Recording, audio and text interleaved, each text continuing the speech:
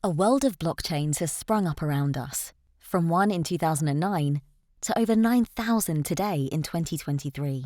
Each of these blockchains has its own features, but each is chained to its own universe.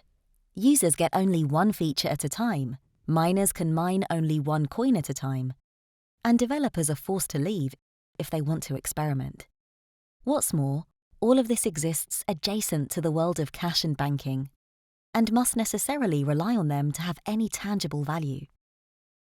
But what if we could unite these universes behind a truly decentralized core, one that doesn't rely on custodial trust? BIP 300 aims to do just that in a lightweight, secure way that makes the necessity for altcoins obsolete without ever compromising the Layer 1 blockchain. So how does it work? Let's imagine a new blockchain designed to address a particular feature, such as super-fast, high-volume transactions for everyday spending. Let's call this BIP. Rather than launch it as a completely separate coin and all the problems that creates, it can be plugged into Layer 1 as a BIP 300 sidechain mediated by a non-custodial buffer. The BIP sidechain doesn't inherently have any coins until someone buys into it. 1 BTC goes into the buffer, and 1 BIP is credited to the sidechain, so the supply stays finite. The deposits are secure and instant, so you can begin transacting on the BIP sidechain however you like. But in order to keep Layer 1 safe, it's the way back that's more difficult. We need security on Layer 2 without having to police Layer 2. To pull that off, Layer 1 only needs to validate the buffer, keeping processing minimal.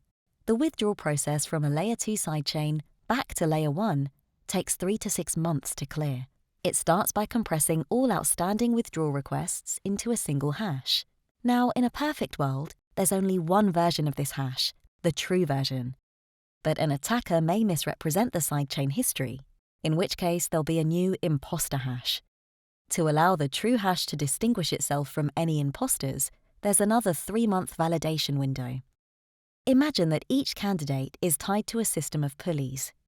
Every 10 minutes, one chosen hash is pulled lower, and its rivals are lifted upward. Over 3 to 6 months, miners can bring one hash all the way down to Layer 1, and the coins will be withdrawn. Therefore, to make a fraudulent withdrawal, miners must assemble a large majority, declare the theft in advance, and endorse it publicly and continuously, every 10 minutes, every single day, for more than 3 consecutive months. So, it's safe, secure, resource minimal, and allows for the experimental freedom of altcoins without ever affecting the Layer 1 blockchain. This is a small addition to the code, but potentially could be the last change ever needed.